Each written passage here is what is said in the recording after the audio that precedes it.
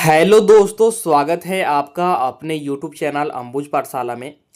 तो इस वीडियो में हम लोग डिस्कस करने वाले हैं JAC board class 12th and 10th दोनों के लिए compartment exam, supplementary exam and improvement exam को लेकर। ठीक है, क्या क्या हम लोग डिस्कस करेंगे इस वीडियो में। सबसे पहले बात करेंगे कि इन तीनों एग्ज़ाम में क्या अंतर है, कौन कौन से स्टूडेंट इस एग्ज़ाम को देते हैं। इसके बाद बात करेंगे कि कोई भी स्टूडेंट मैक्सिमम कितने सब्जेक्ट का एग्ज़ाम दे सकता है। जैसे किसी स्टूडेंट को अगर कंपार्टमेंट का एग्ज़ाम देना है या फिर इम्प्रूवमेंट का एग्ज़ाम देना है तो मैक्सिमम कितने सब्जेक्ट का एग्ज़ाम दे सकता है, इसको लेकर के भी बात करेंगे। एंड फिर लास्ट में हम लोग बात करेंगे कि इसका एग्ज़ाम डेट कब आता है और एग्ज़ाम सेंटर कहाँ पर होता है, क्या होम सेंटर पे एग्ज़ाम होता है या फिर कहीं अलग होता है, और इसके लिए फ़ी कितना लगता है। कंपार्टमेंट के लिए, इम्प्रूवमेंट के लिए अलग अलग फ़ी है, तो दोनों फ़ी को हम लोग डिस्कस करेंगे। एंड लास्ट में पैटर्न और सिलेबस को डिस्कस करेंगे कि इसका सिलेबस क्या रहता है एंड इसका एग्ज़ाम का पैटर्न क्या रहता है, इसको लेकर के डिस्कस करेंगे। तो चलिए वीडियो को शुरू करते हैं। वीडियो को शुरू करने से पहले चैनल पर नहीं होंगे तो चैनल को सब्सक्राइब जरूर कीजिएगा एंड वीडियो को अपने दोस्तों के पास भी शेयर कीजिएगा, क्योंकि वीडियो बहुत ज़्यादा इंपॉर्टेंट होने वाली है। ये वीडियो आपके डिमांड पे बनाई जा रही है, बहुत सारे स्टूडेंट कमेंट कर रहे थे, इसलिए ये वीडियो आपको बनाई जा रही है। तो वीडियो बहुत ही ज़्यादा इंपॉर्टेंट है, इसलिए जितने भी स्टूडेंट हैं जिनको कि ये इस वीडियो की ज़रूरत है तो सभी को शेयर जरूर कीजिएगा। एंड सबसे ज़रूरी बात कि आपको डिस्क्रिप्शन में टेलीग्राम ग्रुप, व्हाट्सएप चैनल और साथ में इंस्टाग्राम का लिंक दिया गया है, तो सबसे पहले आप लोग टेलीग्राम ग्रुप और व्हाट्सएप चैनल को ज्वाइन कर लीजिए, क्योंकि कोई भी लेटेस्ट न्यूज़ या फिर अपडेट आता है तो वहीं पर आपको सबसे पहले सेंड किया जाता है। और आपका कोई भी पर्सनल डाउट या फिर इश्यू हो या फिर मुझसे कोई पर्सनल बात करनी हो तो उसके लिए आप लोग मुझे इंस्टाग्राम पर डीएम कर सकते हैं। इंस्टाग्राम का लिंक डिस्क्रिप्शन में है, सबसे पहले आप लोग फॉलो कर लीजिएगा, इसके बाद आप लोग वहाँ पर डीएम कर पाएंगे और आपको रिप्लाई तुरंत से मिल जाता है। ठीक है, तो चलिए बिना देरी के शुरू करते हैं और हर एक कुछ को हम लोग यहाँ पर डिस्कस करते हैं। और जो भी डिस्कस करेंगे यहाँ पर कोई भी कन्फ्यूजन आपका नहीं रहेगा, हर एक कुछ हम लोग अच्छे प्रकार से डिस्कस करने वाले हैं। चलिए, तो सबसे पहले बात कर लेते हैं हम लोग यहाँ पर कि compartment exam, supplementary exam and improvement exam में क्या अंतर है, तीनों में क्या अंतर है। ठीक है, तो देखिए, जो आपका कंपार्टमेंट एग्ज़ाम है एंड जो आपका सप्लीमेंट्री एग्ज़ाम है, इन दोनों का मतलब एक ही होता है। जी हाँ दोस्तों, बहुत सारे स्टूडेंट कंपार्टमेंट एग्ज़ाम बोलते हैं और बहुत सारे स्टूडेंट सप्लीमेंट्री एग्ज़ाम बोलते हैं, दोनों सेम ही होता है। ठीक है, और ये कब दिया जाता है, तो देखिए, कोई भी स्टूडेंट जैक बोर्ड में, ठीक है, यानी कि झारखंड एकेडमिक काउंसिल में, जैक बोर्ड में, झारखंड बोर्ड में किसी भी सेशन में, जैसे अभी 2025 का रिजल्ट जारी हुआ क्लास 10th का और क्लास 12th का साइंस और कॉमर्स स्ट्रीम का जारी हुआ है, तो इसमें बहुत सारे स्टूडेंट फेल हुए हैं। तो कोई भी स्टूडेंट किसी सेशन में फेल हो जाता है तो उसी सेशन में पास करने के लिए, यानी कि उनका एक साल बर्बाद ना हो, एक साल और उनको वेट ना करना पड़े, तो उसके लिए कंपार्टमेंट या फिर बोल सकते हैं सप्लीमेंट्री एग्ज़ाम होता है। तो इस एग्ज़ाम का आप लोग फॉर्म फिलअप करके इस एग्ज़ाम को दे करके इसी ईयर में, यानी कि सेम सेशन में आप लोग पास हो सकते हैं। तो आपको समझ में आ गया होगा कि दोनों का मतलब क्या है। तो कंपार्टमेंट एग्ज़ाम बोले या फिर सप्लीमेंट्री एग्ज़ाम बोले, दोनों का मतलब सेम ही होता है। कौन स्टूडेंट इसी एग्ज़ाम को देते हैं, तो जो स्टूडेंट फेल हो जाता है, चाहे आप 10th क्लास में हैं या फिर 12th क्लास में हैं, आप 2025 में फेल हो गए हैं और 2025 में ही पास होना चाहते हैं, आप एक साल वेट नहीं करना चाहते हैं, तो उसके लिए आपको कंपार्टमेंट या फिर सप्लीमेंट्री का एग्ज़ाम देना होगा।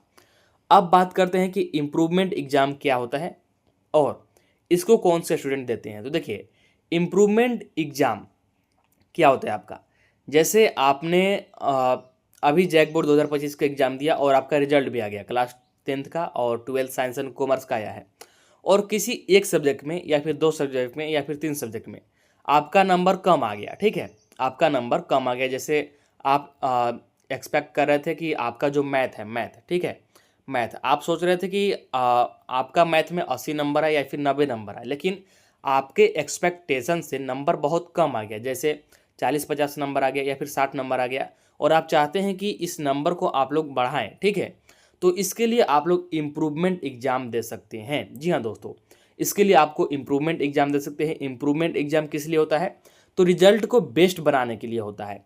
जैसे आपका परसेंटेज कम हो गया, तो परसेंटेज कैसे कम होता है, किसी सब्जेक्ट के कारण ही होता है। जैसे आपका सभी सब्जेक्ट में यहाँ पर बोल सकते हैं कि नंबर अच्छा है, लेकिन मैथ में नंबर कम आ गया और इसके वजह से आपका ओवरऑल परसेंटेज कम हो गया।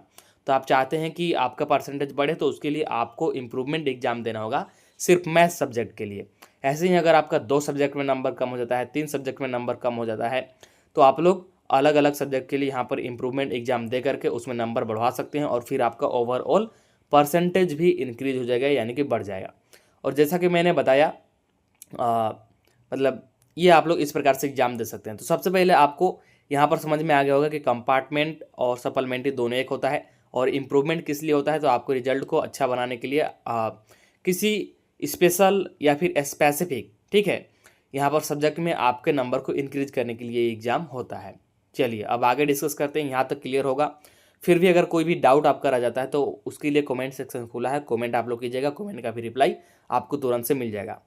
इसके बाद बात करते हैं कि कंपार्टमेंट एंड इम्प्रूवमेंट। कोई भी स्टूडेंट कंपार्टमेंट एग्जाम देना चाहता है या फिर इम्प्रूवमेंट एग्जाम देना चाहता है तो मैक्सिमम कितने सब्जेक्ट का ये एग्जाम दे सकता है।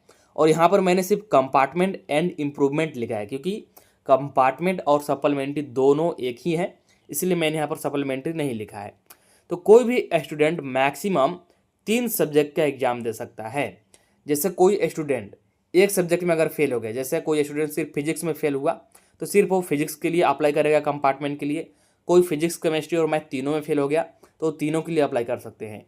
लेकिन अगर कोई स्टूडेंट 4 सब्जेक्ट में फेल हो गया तो उसका फिर यहाँ पर कोई इलाज नहीं है, 4 सब्जेक्ट का आप लोग एग्जाम नहीं दे सकते हैं। मैक्सिमम आपके पास 3 ही सब्जेक्ट का एग्जाम देने का ऑप्शन होता है। आप 1 का दे सकते हैं, 2 का दे सकते हैं, 3 का दे सकते हैं, इससे मैक्सिमम नहीं दे सकते हैं। चाहे आप कंपार्टमेंट का एग्जाम दें, चाहे आप इम्प्रूवमेंट का एग्जाम दें, तीनों के लिए ये मतलब दोनों एग्जाम के लिए सेम रूल है कि मैक्सिमम आप 3 सब्जेक्ट के एग्जाम दे सकते हैं। अगर आपके 3 सब्जेक्ट में नंबर कम है तो आप 3 सब्जेक्ट का एग्जाम दे करके उसमें नंबर आप लोग इंक्रीज कर सकते हैं, ठीक है। तो यहाँ पर आपको समझ में आ गया होगा कि मैक्सिमम 3 सब्जेक्ट का आप लोग एग्जाम दे सकते हैं। चलिए आगे डिस्कस करते हैं। अब यहाँ पर बात कर लेते हैं कि कंपार्टमेंट एंड इम्प्रूवमेंट एग्जाम का सिलेबस क्या रहता है एंड इसका एग्जाम का पैटर्न क्या रहता है। तो देखिए यहाँ पर आपको साफ साफ दिख रहा होगा सेम पैटर्न। मतलब जैसे आपने जैक बोर्ड 2025 का जो फाइनल एग्जाम दिया, क्लास 10th की बात करें या फिर क्लास 12th की बात करें, जो भी आपका सिलेबस था, ठीक है, जितने आपके चैप्टर थे, जो भी आपके टॉपिक थे, सिलेबस आपका सेम रहेगा एंड एग्जाम का पैटर्न भी सेम रहता है। जैसे अगर आपका ऑब्जेक्टिव 30 था, 30 ऑब्जेक्टिव क्वेश्चन अगर आपके थे फाइनल बोर्ड एग्जाम 2025 में, तो सेम 30 ऑब्जेक्टिव क्वेश्चन भी आपका कंपार्टमेंट एग्जाम या फिर इम्प्रूवमेंट एग्जाम में देखने को मिलेगा, और सब्जेक्टिव भी आपका वैसे ही देखने को मिलेगा। जैसे 30 नंबर का अगर आपका यहाँ पर ऑब्जेक्टिव हो गया तो क्लास 10th का एग्जाम दे रहे हैं तो आपका यहाँ पर बाकी का जो 50 नंबर का होगा ये सब्जेक्टिव होगा, ठीक है, 50 नंबर का आपका सब्जेक्टिव होगा। और जैसे अगर क्लास 12th का दे रहे हैं और आपका प्रैक्टिकल वाला सब्जेक्ट है तो 30 यहाँ पर 25 नंबर का आपका ऑब्जेक्टिव रहेगा और बाकी आपका सब्जेक्टिव रहेगा। इस प्रकार से होता है। तो जो आपका मतलब पैटर्न था जैक बोर्ड फाइनल एग्जाम में सेम पैटर्न रहेगा, सेम सिलेबस रहेगा, कोई भी चेंजेस नहीं होते हैं। 110% क्लियर हो गया यहाँ पर। चलिए इसके बाद नेक्स्ट आप बात कर लेते हैं कि फ़ी कितना लगता है। सबसे पहले हम लोग बात करते हैं इम्प्रूवमेंट एग्जाम के लिए कितना फ़ी लगता है, ठीक है। तो देखिए इधर है माध्यमिक यानी कि इधर क्लास 10th वालों के लिए फ़ी दिया गया है और इधर इंटरमीडिएट यानी कि यहाँ पर क्लास 12th वालों के लिए फ़ी दिया गया है। अगर आपको इम्प्रूवमेंट एग्ज़ाम देना है, मतलब कि आपका किसी सब्जेक्ट में नंबर कम है और दोबारा से आप उस सब्जेक्ट का एग्ज़ाम दे करके उसमें नंबर इंक्रीज कराना चाहते हैं, तो उसके लिए आपको कितना फ़ी पे करना होगा। तो देखिए क्लास 10th के लिए यहाँ पर यह माध्यमिक यानी कि ये क्लास 10th के लिए है। क्लास 10th के लिए इन सभी को जोड़ करके आपका आएगा 830 रुपया। कितना? 830 रुपया आएगा। और यहाँ पर आपको दिख रहा होगा परीक्षा शुल्क प्रति विषय यानी कि 230 रुपया। परीक्षा शुल्क प्रति विषय यानी कि पर सब्जेक्ट का 230 रुपया। तो यदि आप एक सब्जेक्ट के लिए इम्प्रूवमेंट एग्जाम देते हैं तो 830 लगेगा, 2 सब्जेक्ट के लिए देते हैं तो इसमें और 230 जुड़ जाएगा, ठीक है, 3 सब्जेक्ट के लिए देते हैं तो इसमें और 230 जुड़ जाएगा, यानी कि पर सब्जेक्ट आपको 230 रुपये देने होंगे। तो एक सब्जेक्ट का अगर आप दीजिएगा तो 830 रुपये लगेगा, 2 सब्जेक्ट का देना है तो इसमें 230 और जोड़ लीजिए, 3 सब्जेक्ट का देना है तो इसमें 230 और जोड़ लीजिए। ये हुआ 10th क्लास के लिए। अब ऐसे ही बात करते हैं कि 12th क्लास के लिए कितना फ़ी आपका लगेगा। देखिए इन सभी को जोड़ते हैं, परीक्षा आवेदन प्रपत्र, परीक्षा शुल्क, विविध शुल्क, परीक्षा विलंब शुल्क और अनुबंधित शुल्क, ठीक है। तो इन सभी को जोड़ करके आपका हो जाएगा 7, 8, 4, 12, 5, 1700 रुपया। कितना? 1700 रुपया आपका यहाँ पर लगेगा क्लास 12 के लिए। ठीक है, क्लास 12 के लिए। और यहाँ पर जो ये परीक्षा शुल्क प्रति विषय है, ये परीक्षा शुल्क प्रति विषय है 600 रुपया। तो एक सब्जेक्ट का देते हैं तो 1700 लगेगा, 2 सब्जेक्ट का दीजिएगा तो और 600 जुड़ेगा, 3 सब्जेक्ट का दीजिएगा तो और 600 जुड़ेगा। ये इम्प्रूवमेंट एग्जाम के लिए फ़ी आपका हुआ। चलिए अब आगे बात करते हैं। अब यहाँ पर बात करते हैं कंपार्टमेंट एग्जाम के लिए फ़ी को लेकर के। अगर आपको कंपार्टमेंट एग्जाम देना है, मतलब आप किसी सब्जेक्ट में फेल हो गए हैं और उसका एग्ज़ाम दोबारा से दे करके सेम सेशन में पास होना चाहते हैं, तो उसके लिए आपको कितना फ़ी देना होगा। तो यहाँ पर यह माध्यमिक के लिए यानी कि ये क्लास 10th के लिए है, और इधर है इंटरमीडिएट के लिए यानी कि ये क्लास 12th के लिए है। देखिए, परीक्षा आवेदन प्रपत्र 100 रुपया, परीक्षा शुल्क 150 रुपया, लोलक लेवी है 210 रुपया, विविध शुल्क है 100 रुपया, अंक प्रपत्र शुल्क है 100 रुपया और परीक्षा विलंब शुल्क है 300। तो सभी को जोड़ते हैं तो ये हो जाएगा 3 1 400, 4 1 500, 5 2 7, 7 और 1 8, 8 और 1 9, 900 और ये 50 10 60, 960 रुपये आपका लगेगा। ठीक है, क्लास 10th के लिए, क्लास 10th के लिए 960 रुपये लगेगा। किसके लिए? कंपार्टमेंट एग्जाम के लिए। ठीक है, और ये आपका हुआ मतलब ये अगर प्रति विषय होगा, प्रति विषय अगर परीक्षा शुल्क होगा 150, तो अगर आपको 2 सब्जेक्ट का देना है तो 150 और ऐड हो जाएगा, 3 सब्जेक्ट का देना है तो 150 और ऐड हो जाएगा। ऐसे इसमें क्लियर नहीं है। अभी जो 2025 के लिए निकाला जाएगा नोटिस, उसमें ये क्लियर हो जाएगा। ये 2024 के नोटिस से मैं आपको बता रहा हूँ। इसके बाद इंटरमीडिएट के लिए यहाँ पर देख लेते हैं कि इंटरमीडिएट के लिए कंपार्टमेंट का एग्जाम देने के लिए कितना फ़ी लगेगा।